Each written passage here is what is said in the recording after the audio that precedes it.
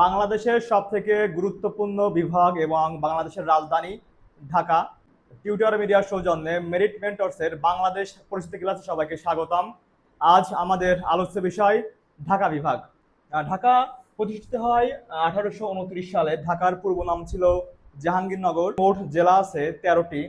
সেগুলো হলো ঢাকা, গাজীপুর, ফরিদপুর, রাজবাড়ী, গোপালগঞ্জ, মাদারীপুর, শরীয়তপুর, মানিকগঞ্জ, মুন্সিগঞ্জ, নারায়ণগঞ্জ, কিশোরগঞ্জ এবং নরসিংদী। আয়তনের দিক থেকে বাংলাদেশের দ্বিতীয় বৃহত্তম বিভাগ হচ্ছে ঢাকা বিভাগ, যার আয়তন 20,539 বর্গ কিলোমিটার, এবং জনসংখ্যার দিক থেকে বাংলাদেশের বৃহত্তম বিভাগ হচ্ছে ঢাকা বিভাগ, যার জনসংখ্যা প্রায় 4,43,00,000।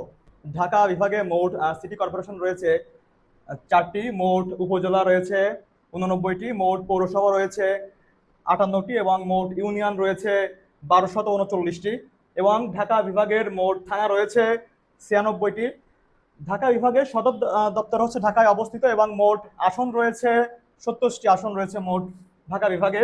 জনসংখ্যার দিক থেকে ঢাকা বিভাগ সব থেকে বড়, যেটা আমরা আগেই বলেছি। রংপুর ব্যতীত বাকি সকল বিভাগের সাথে ঢাকা বিভাগের সীমান্ত রয়েছে বা সীমানা রয়েছে। ঢাকা বিভাগের মোট শিক্ষার হার 78.09%।